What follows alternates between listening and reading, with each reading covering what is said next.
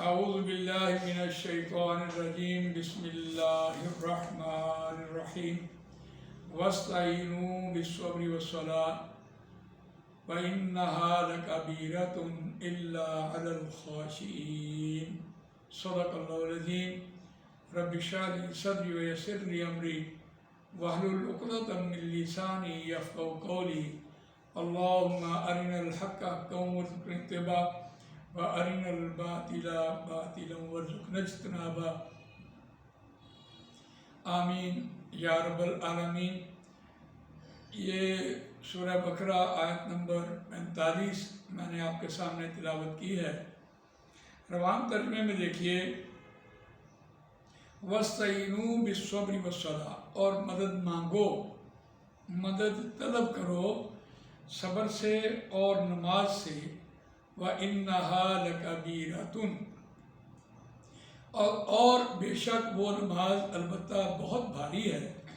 إِلَّا عَلَى الْخَاشِعِينَ، مگر ان لوگوں کے لیے بھاری نہیں ہے جو خشوع کرنے والے ہیں، عاجزی اختیار کرنے والے ہیں، ڈرنے والے ہیں، فروتنی اختیار کرنے والے ہیں۔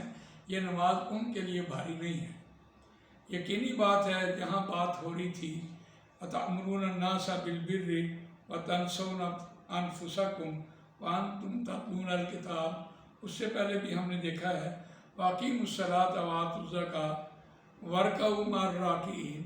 یہ جو مضمون چل رہا ہے یہ آپس میں اتنا ملا جلا مضمون ہے کہ اس مضمون کو جب پچھلے مضمون کے ساتھ جوڑا نہ جائے تو اس وقت آیت سمجھ نہیں آ رہی ہوتی کہ کس اعتبار سے میں اللہ سے مدد مانگوں۔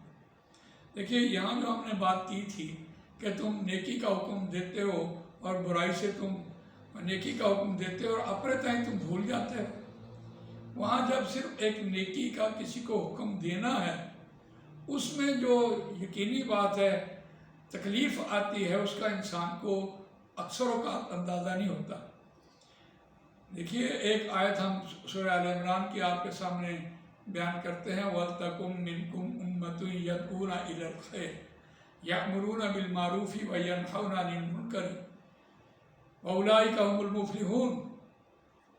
اب وہاں تو یہ بات کہی جا رہی ہے کہ تم میں سے ایک گروہ، ایک جماعت ایسی ہونی چاہیے جو معروف کا، نیکی کا حکم دے اور برائی سے وہ روکے، اور وہی لوگ فلاح پانے والے ہیں اور قرآن کی طرف لوگوں کو بلائے۔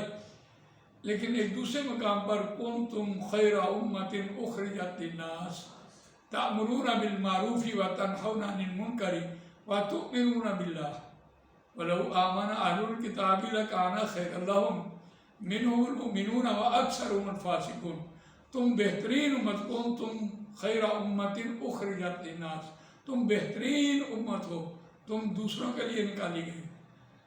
تأمرون بالمعروف، تم نیکی کا حکم دیتے ہو، بالمعروف وتنہون عن المنکر، اور تم منکر سے روکتے ہو، وتؤمنون باللہ، اور تم ایمان رکھتے ہو اللہ پر۔ اب یہاں اللہ پر ایمان رکھنا کس معنی میں اس کے ساتھ اس کا ربط ہے؟ یقیناً جب انسان نیکی کا کسی کو حکم دیتا ہے تو اتنی آسانی سے وہ قبول نہیں کیا جاتا، اور اس کی پاداش میں انسان کو تکلیف ضرور آتی ہے۔ اور اسی مضمون میں یہ بات کہا وَتُؤْمِنُونَ بِالْكِتَابِ وَتُؤْمِنُونَ بِاللَّهِ وَلَوْ آمَنَ أَهْلُ الْكِتَابِ لَكَانَ خَيْرًا لَهُمْ۔ اگر یہ اہل کتاب یہ کام کرتے تو بہتر تھا واسطے ان کے، لَكَانَ خَيْرًا لَهُمْ مِنْهُمُ الْمُؤْمِنُونَ وَأَكْثَرُهُمُ الْفَاسِقُونَ، اور ان میں سے تھوڑے ہیں جو ایمان لانے والے ہیں اور اکثریت ان کی فاسق ہے۔ فاسقون لَن يَضُرُّوكُمْ إِلَّا أَذًى۔ اب دیکھیے کتنی خوبصورت، لَن يَضُرُّوكُمْ، وہ ہرگز تمہارا کچھ نہیں بگاڑ سکیں گے، إِلَّا أَذًى، مگر تکلیف ضرور آئے گی۔ اب وہاں جو بات سورہ آل عمران میں یہ بات کہی ہے کہ تکلیف ضرور آئے گی، إِلَّا أَذًى وَإِن يُقَاتِلُوكُمْ يُوَلُّوكُمُ الْأَدْبَارَ، اور اگر تمہارے ساتھ وہ جنگ کریں، لڑنے کے لیے تیار ہو جائے تو پھر پیٹھ پھیر کر بھاگ جائیں گے۔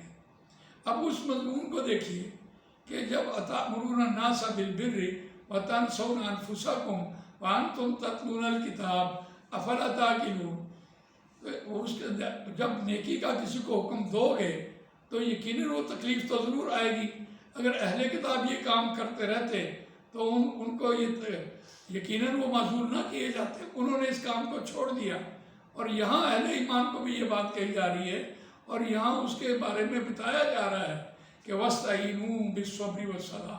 دیکھو مدد طلب کرنا، مدد مانگو اللہ سے اور صبر سے اور نماز سے. یہاں صبر سے مراد یہ نہیں ہے کہ ایک بچہ بھوکا سو گیا ہے اور وہ بڑا صبر والا ہے. ہمارے ہاں تو یہ اصطلاحات ہیں، اس کے معنی یہی لیے جاتے ہیں کہ بچہ بھوکا سو گیا ہے، ٹھیک ہے بڑا صبر والا ہے. نہیں، اس کے معنی یہ نہیں ہے. اس کے معنی ہے کہ اگر آپ نے نیکی کا حکم دیا ہے تو آپ اس پر کھڑے رہیں، جمے رہیں، ڈٹے رہیں، اور جو اس کی پاداش میں تکلیف آئے اس کو آپ برداشت کرتے رہیں، پھر اس کو جھیلتے رہیں. یہ ہے صبر کی چوٹی. قرآن مجید نے جب بھی کوئی اصطلاح بیان کی ہے اس کی چوٹی بیان کر رہا ہوتا ہے. اور جب آپ کھڑے رہے، جمے رہے، ڈٹے رہے تو آپ اپنے اللہ سے لو لگانے کے لیے آپ نماز میں جائیں. یقیناً اس حالت میں کہ جب انسان کو بڑی سخت تکلیف آ رہی ہوتی ہے تو اس کا نماز کے ساتھ کیا گہرا تعلق ہے. عموماً آج بھی ہم جب نمازیں پڑھ رہے ہوتے ہیں تو نماز میں خیالات کا آنا مست ہے. خیالات ہمارے کیسے آ رہے ہوتے ہیں؟ ہم نے کسی گاہک سے پیسے لینے ہوتے ہیں، کسی کو سودا دینا ہوتا ہے، ہمارے معاملات دنیا کے چل رہے ہوتے ہیں، کسی نے بیٹیاں بیانی ہوتی ہیں، رشتے کے بارے میں نمازوں کے اندر خیال آ رہے ہوتے ہیں، یا اور دنیاوی مصروفیات کے مہمانوں کے بارے میں خیالات آ رہے ہوتے ہیں، نہ جانے کھیلوں کے بارے میں خیالات آ رہے ہوتے ہیں. نماز میں تو خیالات آتے ہیں. تو یقیناً جیسا معاشرے میں کوئی شخص عمل کرے گا ویسا ہی اس کو نماز میں خیال آئے گا. اور پھر جو اللہ سے وہ لو لگائے گا، اللہ تعالیٰ سے وہاں رہنمائی مانگے گا، تو یقیناً اس نے اگر معاشرے میں دین کا کام کیا ہوگا، امر بالمعروف کی طرف لوگوں کو بلا رہا ہوگا اور نیکی کا حکم دیتے دیتے نماز میں جائے گا، تو وہی خیالات آئیں گے اور وہی اللہ تعالیٰ کی طرف سے پھر رہنمائی بھی وہاں سے ہی ہوگی. یہ اس کا گہرا ربط ہے. أَتَأْمُرُونَ النَّاسَ بِالْبِرِّ وَتَنْسَوْنَ أَنفُسَكُمْ وَأَنْتُمْ تَتْلُونَ الْكِتَابَ أَفَلَا تَعْقِلُونَ. اب کیا؟ وَاسْتَعِینُوا بِالصَّبْرِ وَالصَّلَاةِ. مدد مانگو صبر سے. صبر کا مطلب ڈٹے رہو، جمے رہو، کھڑے رہو، جو بھی تکلیف ہے اس کو برداشت کرتے رہو اور پھر نماز پڑھو. نماز میں اللہ کے ساتھ لو لگاؤ. والصلاة، ساتھ ہی کہا وَإِنَّهَا لَكَبِيرَةٌ إِلَّا عَلَى الْخَاشِعِينَ. مگر یہ نماز البتہ بہت بھاری ہے. بھاری کس معنی میں ہے؟ یقیناً نماز، 5 ٹائم نماز پڑھنا، انسان جب دنیا دار ہوتا ہے تو اس کو دنیا چھوڑنی پڑتی ہے، دنیا حقیر ہو جاتی ہے اس کے لیے. کوئی میٹنگ میں بیٹھا ہو، اذان کی آواز آ جائے، اس نے وہاں اذان سننی ہے، اذان کا جواب دینا ہے اور مسجد میں جانا ہے. ورنہ جب اذان ہوتی ہے تو اس وقت شیطان حرکت میں آ جاتا ہے اور مسجد میں جانے سے دنیا کو روک رہا ہوتا ہے. آپ یقین جانیے سارا دن کوئی گاہک نہ آئے تو جب اذان ہو رہی ہوتی ہے اس وقت گاہک آنے شروع ہو جاتے ہیں. تو یہ تو بالکل وہی بات ہے جو بنی اسرائیل کی ایک مثال قرآن میں دیتا ہے کہ ایک مچھلیاں پکڑنے والا گروپ، ایک بستی تھی. ایک ہفتہ پوری 6 دن ان کے ہاں مچھلی نہیں آتی، اور ہفتے والا دن جس دن ان کو عبادت کے لیے کہا جاتا اس دن مچھلی آتی. اور قرآن میں سورہ اعراف میں کہتا ہے شرعاً آتی ہے، یعنی وہ پھدک کے ان کو للچاتی آتی تھی. انہوں نے ہیلے بہانے کر لیے اور ہیلے بہانے سے پھر انہوں نے مچھلی پکڑ لی. تو یہ اس بات کی طرف اشارہ کیا جا رہا ہے کہ اگر ان کو ایک دن کے لیے کہا گیا تھا تو آج وہی بات ہم دیکھیے نماز جمعہ میں دیکھیے، یا ایھا الذین آمنوا اذا نودی للصلاۃ من یوم الجمعۃ فاسعوا الی ذکر اللہ وذروا البیع. نماز جمعہ کی جب اذان ہو جائے تو تم دنیا کو چھوڑ دو. تمہارا دنیا کا مال اس وقت حرام مال ہے جو بھی تم اس وقت کما رہے ہوتے ہو، تو اس کو چھوڑنا بنتا ہے. تو اسی وقت اگر گاہک آنے شروع ہوں تو ایک علیحدہ بات ہے، لیکن حکم دیکھیے ہماری نماز کے لیے ملا. تو یہی حکم جو اس نماز کے لیے ہے وہ ساری 5 ٹائم کی نمازوں کے لیے وہی حکم ہے. تو وَاسْتَعِینُوا بِالصَّبْرِ وَالصَّلَاةِ وَإِنَّهَا لَكَبِیرَةٌ. ہاں وہ لوگ خاشعین کون لوگ ہیں وہ اگلی آیت میں انشاءاللہ بیان کریں گے. خاشعین الذین یظنون अन्नहुम मुलाक़ू रब्बिहिम व अन्नहुम इलैहि राजिऊन। तो खुशू करने वाले, कुरान मजीद का एक उसलूब हम पीछे भी पढ़ के आए हैं कि जहाँ भी कोई ऐसी इस्तिलाह कुरान लेकर आ रहा होता है, जैसे हमने पढ़ा हुदल लिल मुत्तकीन, अब हमारे लिए उर्दू ज़ुबान में मुत्तकीन के हवाले से क्या हम समझे, अल्लज़ी मुत्तकीन अल्लज़ीना युमिनूना बिल गैब व युकीमूना अस्सलात व मिम्मा रज़क़नाहुम युनफ़िकून।